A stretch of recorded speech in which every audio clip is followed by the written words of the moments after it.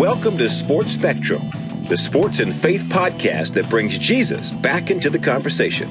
Here's your host, Jason Romano. Welcome, everyone, to Sports Spectrum. Great to have you joining us today on the show. My name is Jason. So glad that you're here listening to this episode of the podcast. One of my favorite interviews we've ever done with Monday Night Football analyst Booger McFarland. Before we get to our interview with Booger, I want to tell you about a great deal we have right now at sportsspectrum.com. You can subscribe to our magazine. It's $18 for an entire year subscription, and it gets you our quarterly magazine. Now, Sports Spectrum has been around for 30 plus years. This podcast has only been around for 2, but the magazine has been around since 1985. Dr. J. Julius Irving was actually on the cover of the very first Sports Spectrum magazine back in 1985. And the magazine is still around and still going strong today. And it's a wonderful piece of literature that you can give to someone to tell them, show them, have them read about the stories of sports and faith. And today's the day that you can subscribe for just $18 for an entire year. Go to sportsspectrum.com. You'll see a subscription button. Click that and you're in. $18. Go to sportsspectrum.com and subscribe today. Really excited to welcome Booger McFarland to the podcast. Booger, of course, Monday Night Football's color analyst, but he's more than that. His actual given name is Anthony McFarland. Don't call him that, though, because he will explain on this podcast that if you call him Anthony, you probably have no idea who he is or you're not his friend. Booger, as he's known by, is a 2-time Super Bowl champion, drafted by the Tampa Bay Buccaneers in the first round of the 1999 NFL Draft, 15th overall out of LSU, and played 8 seasons with the Buccaneers from 1999 to 2006, won a Super Bowl there in 2002 under John Gruden. He was drafted by Tony Dungy, though, and Tony Dungy actually ended up trading back for Booger McFarland in 2006, where he played with Indianapolis and won another Super Bowl. So Booger, 2-time Super Bowl champion, Super Bowl 37 and Super Bowl 41, played until 2007, and then his career was finished. And then it was time to figure out what else to do. And one thing that he talks about on this podcast is that he loves to communicate.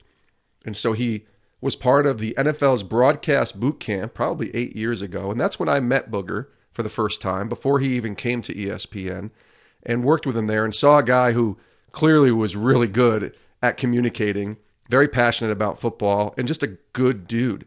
And him and I connected a couple times. I remember having dinner with him in New York City, Super Bowl week, and talking to him, just me and him, about life, about faith, and about the future and what that was going to look like. And a couple years later, Booger joined the SEC Network with ESPN and started his career as a sportscaster.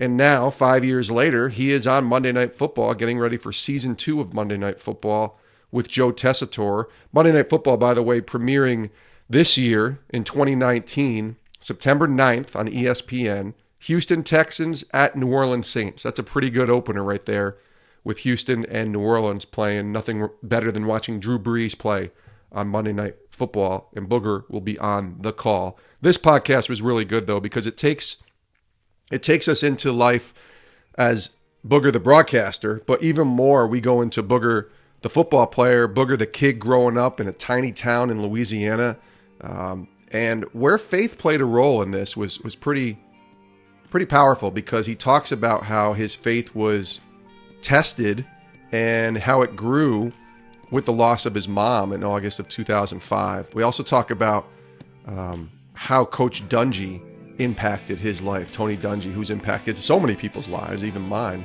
and how he impacted Booger McFarland's life. So take a listen. Really great conversation. Booger is an awesome dude, and you will love hearing what he has to say here on Sports Spectrum. Take a listen to Booger McFarland.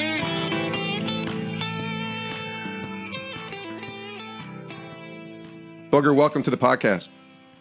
Hey, man, glad for having me on, man. Man, I am so excited to talk to you. It's been a few years since we actually seen each other.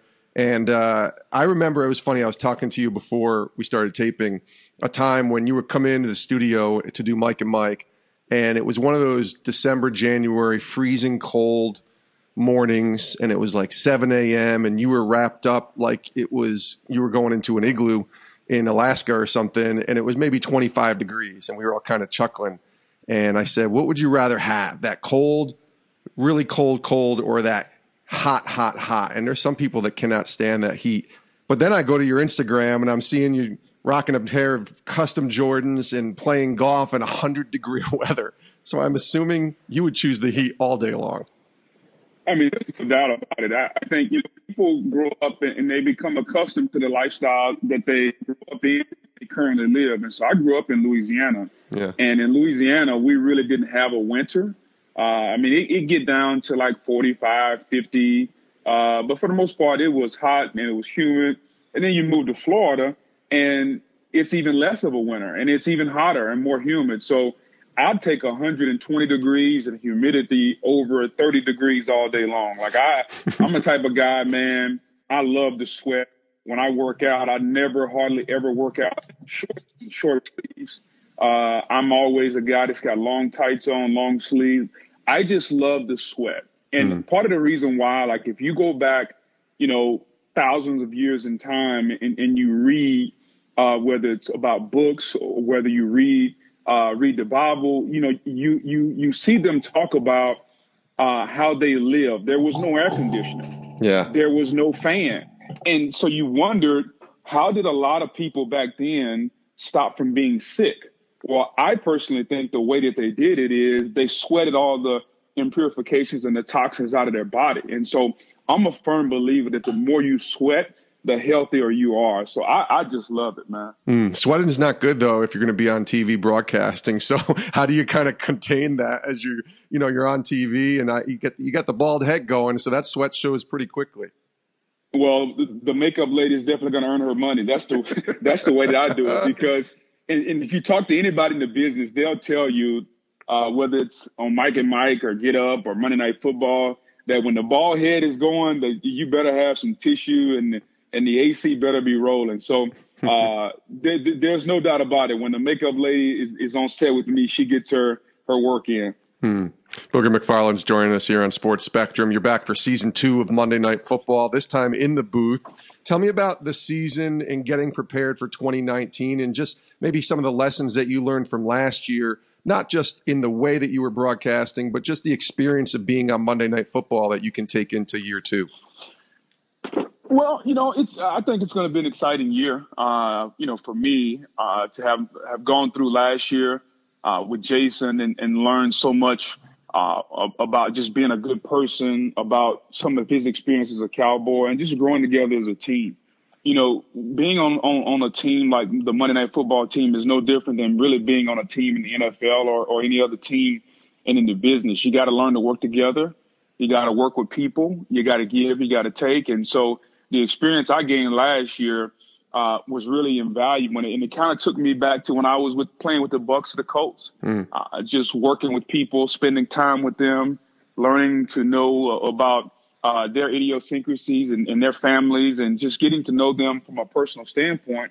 And, for me and Tess, who are going to be on the broadcast this year, we've known each other for the last 5, 6, 7 years. And so for us to continue that relationship, which we kind of reconvened last year on the air, and now to pick it back up this year, as far as he and I have been in the booth together, I'm looking forward to it, man. And the experience that you get, people oftentimes speak of, what's the best teachers or the best lessons you learn in life. And I'm a firm believer that there's no lesson quite like experience. Yeah. And I know as parents, we try to teach our kids a lot of lessons without them having to go through the experience of failure or the experience of having some heartache.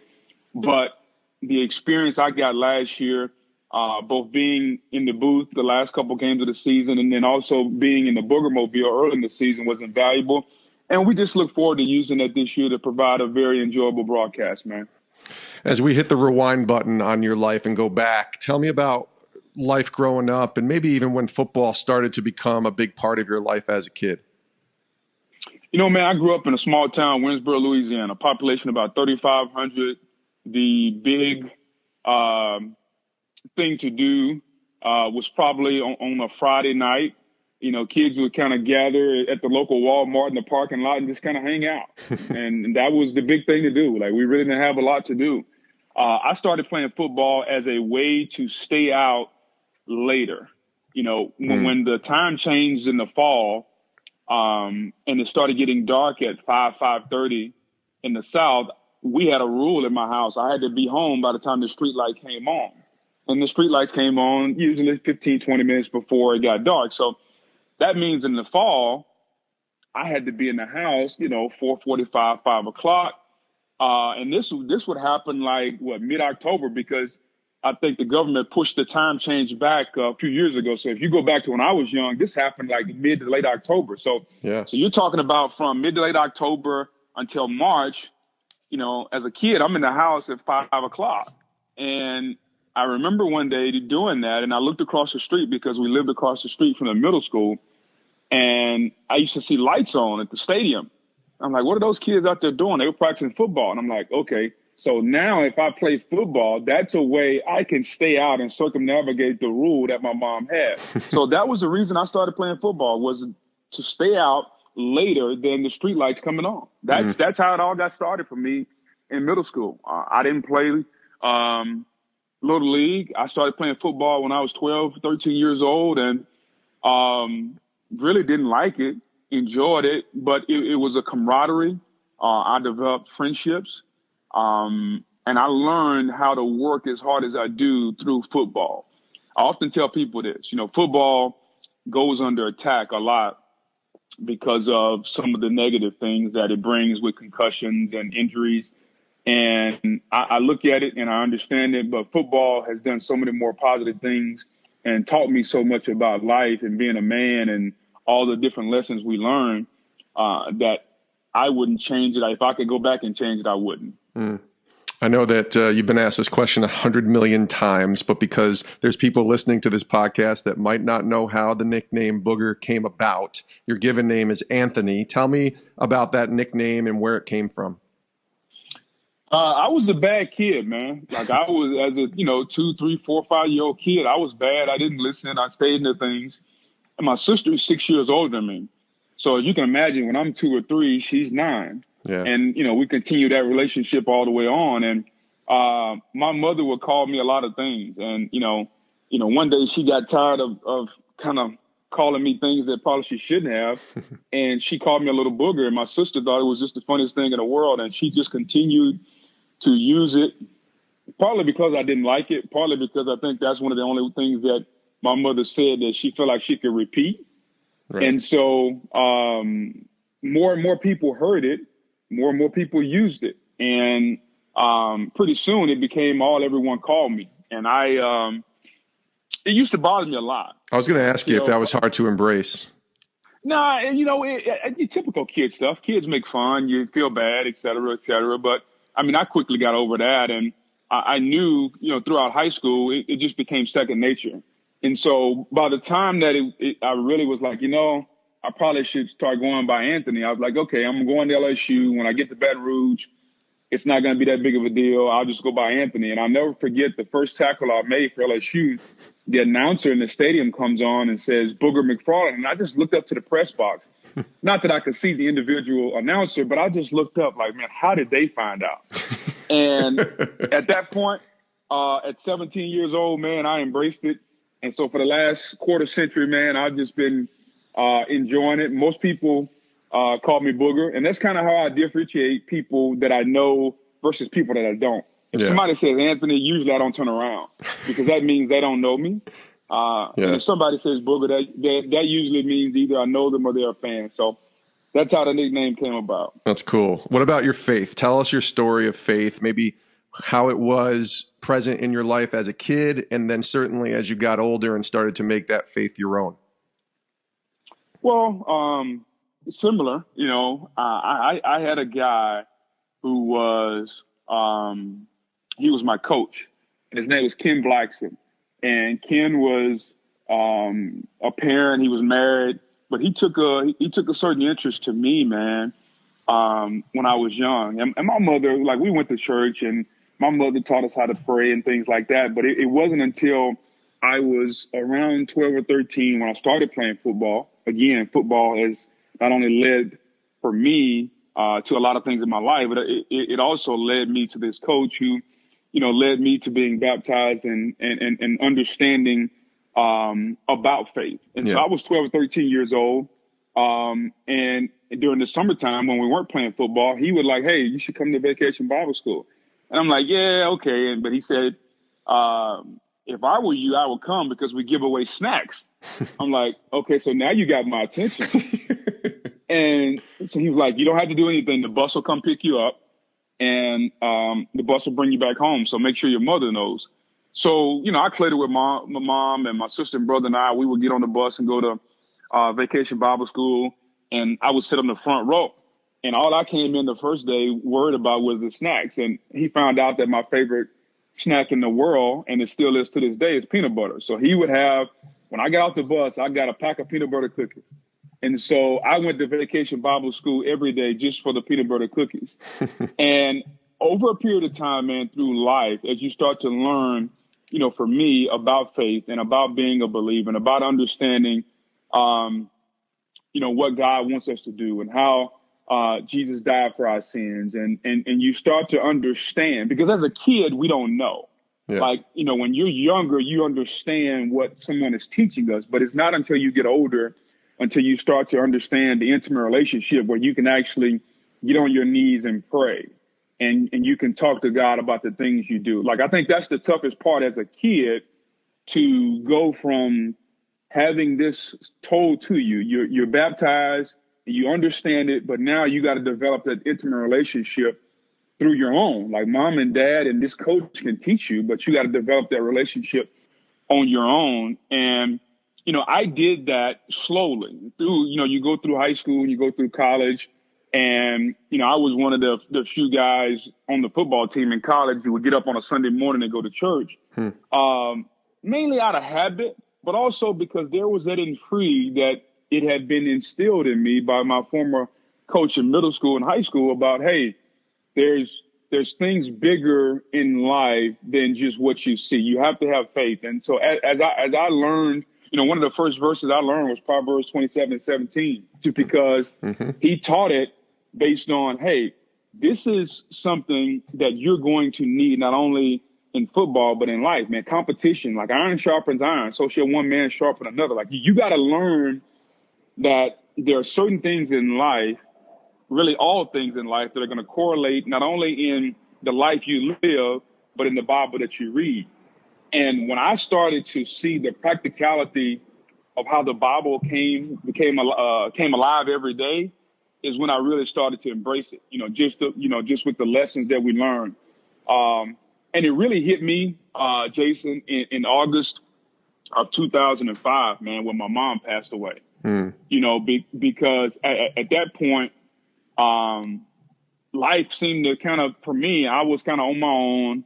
I was down in Tampa, and I got a call in the middle of the night during training camp. And, just like that, my mom was gone. And so here I am in Tampa. My mother, my sister and brother were in Louisiana.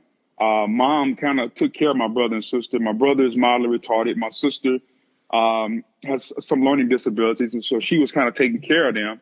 And then all of a sudden, in one moment, now I'm the guy that's in charge. Yeah. And one of the first things I thought about was what one of my coaches told me when I went to college. He said, the good Lord will never put more on you than you can handle. And like, that was the one thing that got me through that time, because like, I didn't know how I was going to handle it. Like, I am trying to play football and trying to, be a 20, I think I was 2000, what was that, 20, I forget how old I was, 24, 25, whatever age I was. I'm trying to figure out being a young adult. I'm trying to find me a wife, because I know if a man finds a wife, he finds a good thing. So I'm trying to go through all these things in my life. Now, all of a sudden, my mother's gone. I have siblings that I know I have to be responsible for. And so, man, like, that next year or so, like, I really leaned heavy on my faith, man, praying. Not that I didn't pray before, but just praying to God, like, hey, what should I do? How do you do it? What's the right thing to do? And it's amazing how, God puts you in situations where you have to trust him. Like, you can't just lean on your logic, 2 and 2 is going to equal 4. Like, you have to take steps and you have to do them on faith. And so I moved my sister and brother from Louisiana to Tampa. Mm-hmm. And they came to live with me. And it's like God is saying to me, hey, that's not what I'm trying to get you to do. What I'm trying to get you to do is to teach them and not continue to feed them. Teach them how to feed for themselves. Right. And literally the next year in 2006, I got traded. And in a matter of one phone call, I go from Tampa to Indianapolis. And so the thing that I thought I was supposed to be doing, which was bringing them to Tampa with me, I really was supposed to be teaching them what my mother had taught me, which is how to be independent, how to live on their own. And that 24-month period, Jason, where my mother passed, I moved my sister and brother from Louisiana to Tampa. I get traded to Indianapolis. We win a Super Bowl in Indianapolis, playing for Tony Dungy in the rain. Only Super Bowl ever to be played in the rain. That's right. Tony had gotten fired 3 years before. The night he got fired, he walks out of the Buccaneers facility carrying a bag in the rain.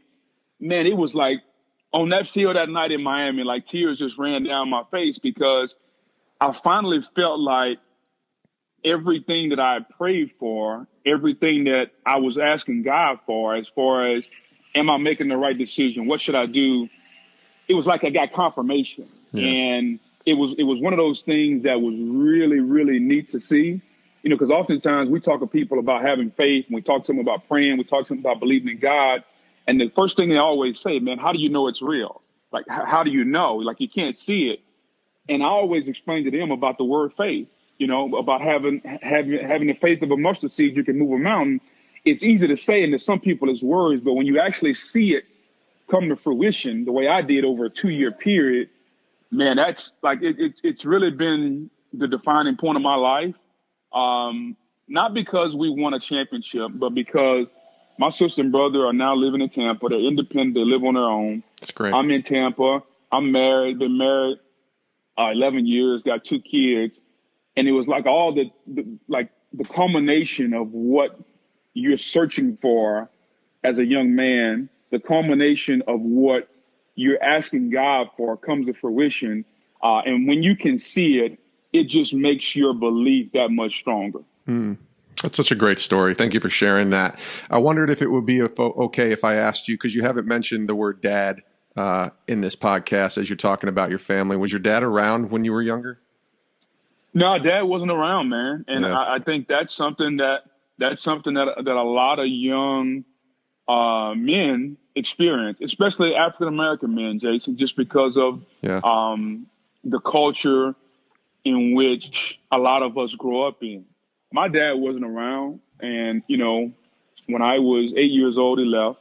When I went to LSU and started playing, he tried to come back in my life. I denied him that. And it's the biggest regret I have in my life. Not because he deserved to be in my life, but because the Bible talks about, man, you honor your mother and your father. Yeah. And honor doesn't mean you got to go and have dinner with them every day and y'all have to be best friends, but you should honor them because they helped bring you in this world. And I didn't give him the honor of just, listening, understanding what happened, why he did what he did, because I was so hurtful from the situation toward other people. Just about I just didn't get it. Like I grew up in a single parent home, and I saw other people who grew up and they had their dad, and I was jealous and envious, and so I took it out on him. And to this day, it's still the biggest regret I have, which is not giving him the honor should I say the respect. Because as I said, the Bible says you honor your mother and father. It doesn't say you got to do a bunch of other things with them, but you got to give them the honor because that's what they are. Is he still in your life? Is he still around? Were you able to reconcile at some point? No, and the reason it's a regret is because he passed away before I could ever do it. And I think that's why I hold on to that and I talk about it, from time to time, is because I wasn't able to do that. And so I've always taken it upon myself in life in any other situation I get in, man, not to have any regrets. And whether it's hurtful or whether it's time consuming, if there's something that you should do, you go ahead and do it, because none of us know the time nor the hour when something may or may not happen. And so you have to take advantage of the opportunities that you have. And I had the opportunity to reconcile. I just, because of stubbornness and the hurt, I just didn't do it. And when he passed away, I didn't even go to the funeral. I didn't, just because I still harbored all of that ill will. And, as you get older, I started to think about what happened. And, you start to grow stronger in your faith, and you start to read, and you start to understand that, yeah, that was wrong. And I've had to live with that. Yeah. The last couple questions here with Booger McFarland on the podcast. You mentioned Tony Dungy earlier, and I really wanted to just kind of dive a little bit into what Coach Dungy meant to you. I know he drafted you, and then he traded and got you back to Indianapolis and won that second Super Bowl. Tell me about what Coach Dungy meant to you in your life, especially from a faith perspective. You talk about not having a dad around. I have to imagine somebody like Coach Dungy kind of filled that void a little bit, but also the example that he was as a true man of faith and still being able to coach in the NFL and the success that he had. What did Coach Dungy mean to you? He changed, not only for myself, I speak for a lot of guys. Coach Dungy was the classic example of what a God-fearing, faith-based football man could be, was going to be, because he treated us like men. He showed us that you can be in this profession without using a ton of profanity, none at all. Yeah. Because that's the thing that most coaches do, is that's what's synonymous. People think football, they think coaches screaming, using a lot of profanity. Like Coach Dungy just crushed that myth. And he won. And for him, he did all of that while telling us, you have to do it a certain way. Like, you have to be able to do it while ingratiating yourself in the community. You have to do it by setting an example for all the kids out there. You have to do it by giving back to your community. So we can win games. And I'll never forget him saying this. He said, if all we do in Tampa is win games, then we fail. And for a football coach who's judged solely on winning, that's a powerful statement, man. Like, when he says, hey, if all we do is win, then we fail. And so for me to see how he lived, and Coach Dungy had went to Indy. He had signed with Indy when his son passed away. Yeah. And I'll never forget going to the service, and Coach Dungy delivered a eulogy, and just to see everything that he had shown and taught us over the years on that stage. He didn't just live it, man. He showed it every day.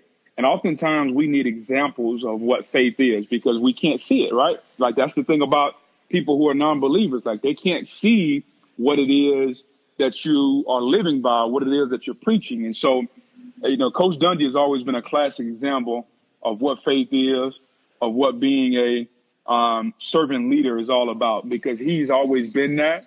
He continues to be that. And I think that's the reason why he is just so loved in NFL circles, man. So he played a big part in my life. Obviously I have an affinity for him because he drafted me. He traded for me. But I don't want to make it seem like it's just me. He's done this for so many people, where he's been a great example of how you go about living and being a young man, being a husband, being a father, being somebody. You don't have to be perfect, because he always say, no, none of us are perfect. But what you have to do is you have to strive each and every day. You strive to be perfect. And when we fail, we get on our knees and we pray to God and we ask for forgiveness. So he's a living example of that for me and for so many. Booger, last question. We ask this to all of our guests. And again, thanks so much for your time as we get ready for Monday Night Football, September 9th. Lots of great things happening in your life. What are you learning from God today? What is the Lord teaching you in these last few months leading up to the new football season? What are you learning from God right now? Just having faith more and more. It's amazing. Jason, oftentimes in life, we want things when we want them. Yeah. We want them when we feel like we deserve them. The Bible talks about that I will make room for your talent. I will always make room for your talent. Whatever it is that your talent is that I've given you, I will make room for it. Yeah. And I think for me, over the last year, like I've learned, and I think I've lived that.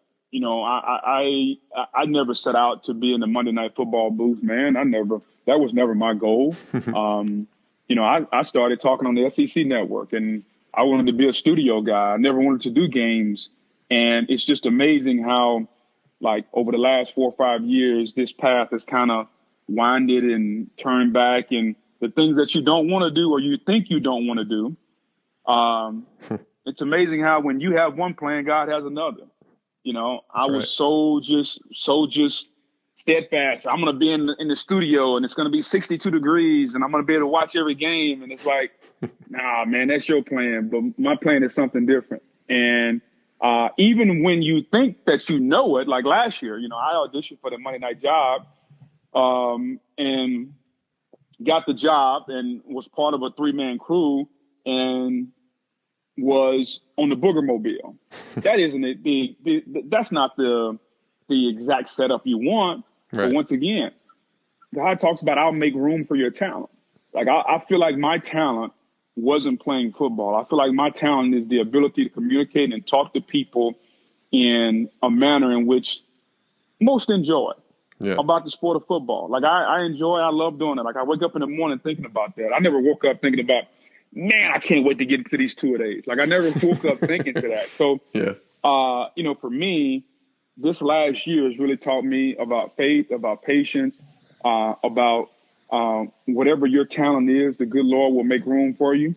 And here we are, 17, 18 months later, I didn't start off when I got the job in the booth, but now I'm here and I've been given and blessed with a great opportunity to do something that hasn't been done, I don't think ever, which is, when you look at a guy, young African-American kid from Winsboro, Louisiana, grew up in a single-parent home, and on Monday Night Football, at least, me and Joe Tessitore in the booth. Yeah. Like, who would have ever thought that? Yeah, I know that there have been some other guys in there, but, to be the sole analyst in the Monday Night Football booth with Joe Tessitore, growing up where I came from, man, getting here the path that I getting here by way of the path that I got here, it's a blessing. It's an opportunity that I thank God for.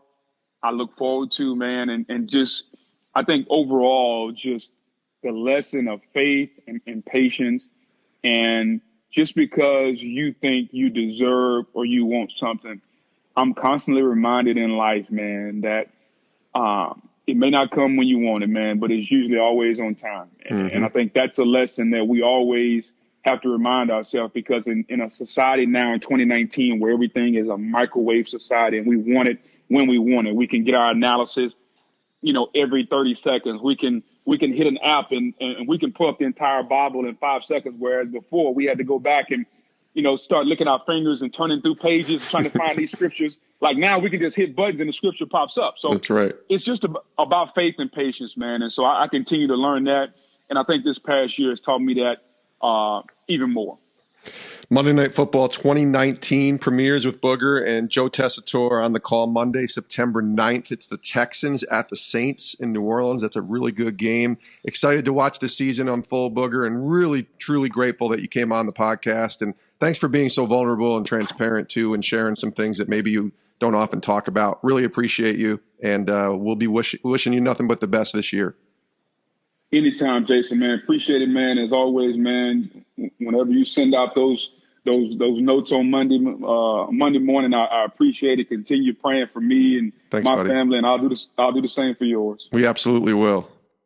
Great stuff there from Booger McFarland. Truly grateful and thankful for him being willing to come on Sports Spectrum's podcast. I've known Booger a while. I call him a friend and a guy that, we've stayed in touch, certainly. And I'm just so happy. I told him this when I called him and he answered. I said, I'm so happy for his success and just happy for where the Lord has brought him and the platform that he's been given now. I mean, there's really no bigger platform at ESPN than being on Monday Night Football and being the color analyst on Monday Night Football. That's such an amazing opportunity, and I know Booger will do a great job this year, and certainly understanding the platform that he's been given to represent himself and certainly representing God well in all that he does. Great stuff on this podcast from Booger. Lots of great lessons, and truly thankful for having him here on Sports Spectrum. Give him a follow over on Twitter. He's easy to find. He's active on there. He responds. He reads what is sent to him, and